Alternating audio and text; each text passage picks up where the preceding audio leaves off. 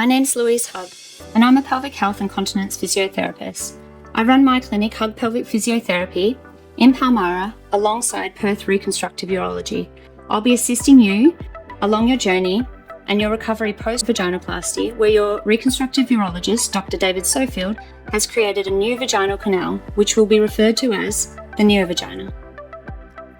My background as a pelvic health physiotherapist has led me to managing many different bladder and bowel conditions. Often these conditions come about spontaneously, and sometimes they are associated with post-operative recovery. I'll be able to provide a lot of advice around healthy bladder and bowel habits and promote optimal function and hassle-free daily lifestyle. This will support your overall pelvic function, bladder, vaginal canal and bowels, as well as sexual function, promote further healing and prevent pain in the new vaginal canal. After surgery, I'll also be teaching you how to use the vaginal dilators as a daily therapy to assist with tissue healing in the neovagina, but initially we'll be focusing on tissue healing of the vulva, the tissue around the outside of the vaginal canal, and the internal walls of the canal. And this will require some conscious care to the cleanliness and hygiene of the neovagina. So today I'm going to talk to you about how to perform vaginal douching using the peri spray bottle. Douche in French literally just means shower, and that's what we'll be doing. You'll see the shower when I demonstrate the peri spray bottle. It is basically an internal shower for the vaginal canal post-operatively.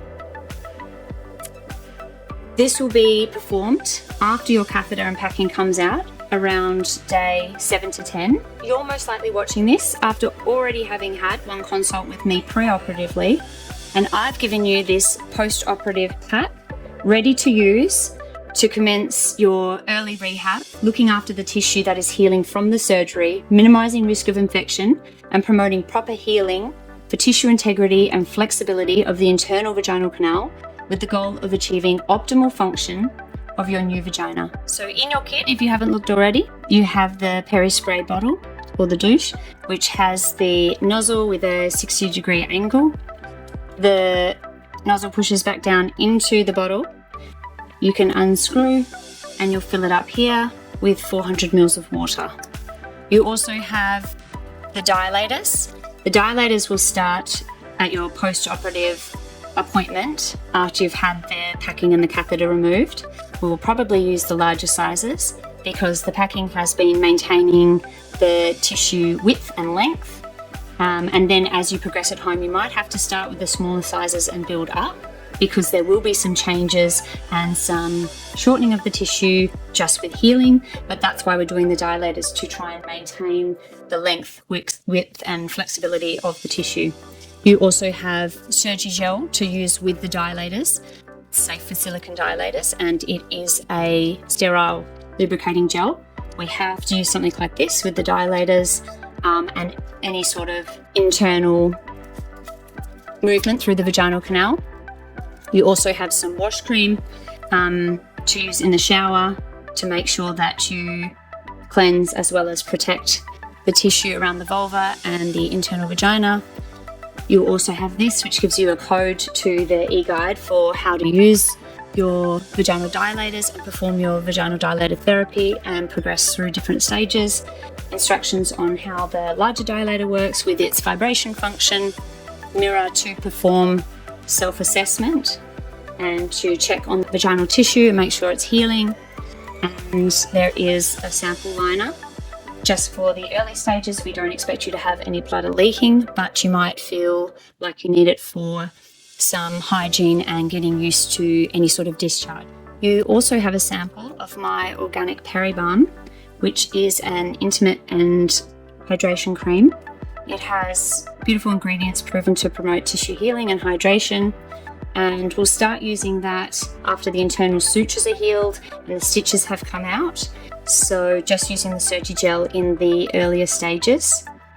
So your new vaginal canal has been created, and the typical vaginal length in a cisgender woman can be around 7 to 10 centimeters when relaxed and deepens to 12 to 15 centimeters during arousal.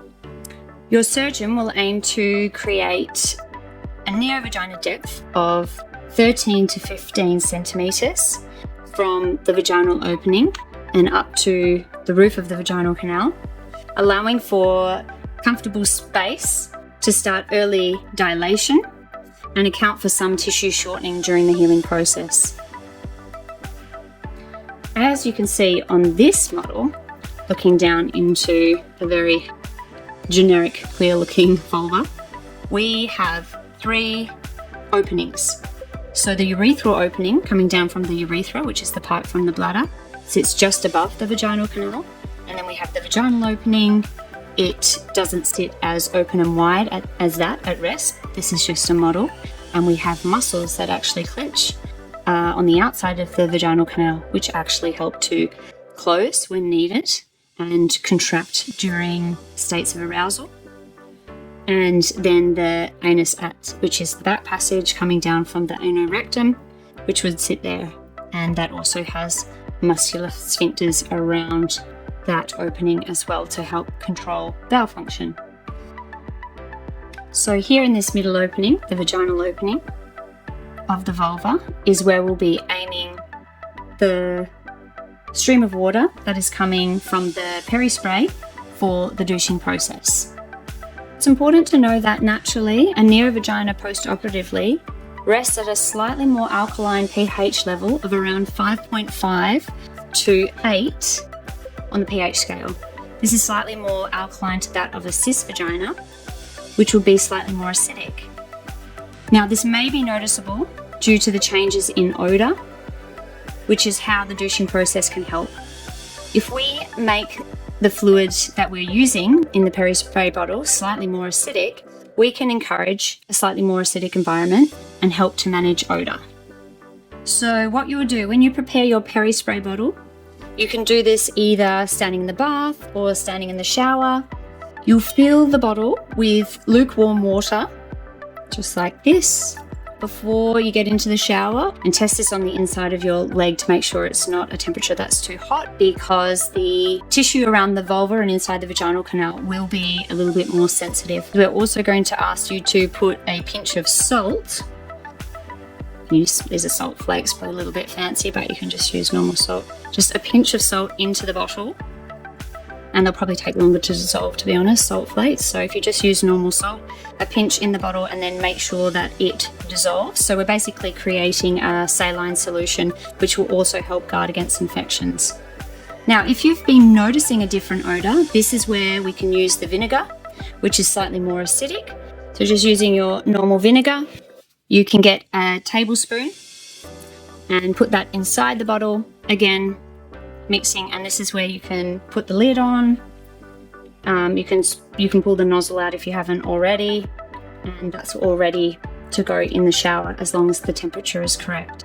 If you are standing in the shower, make sure you stand with feet slightly wide, because that's going to help separate labia and create a little bit more opening at the vaginal canal, and turning your feet out as well will help with this. If you have a small step or ledge in the shower and you're confident with your balance, you can put one leg up onto the ledge. You can use one hand to separate the vaginal opening and create a little bit more space, and then place the nozzle of the spray bottle right at the opening of the vaginal canal, so that the fluid is going to flush directly up into the vaginal canal, allow the water to come through, and it won't start because of the pressure, but once you squeeze the bottle with moderate pressure to enable the water to travel all the way into the vaginal canal, all the way to the back, and flush around the vaginal canal and then back through, then you can let the bottle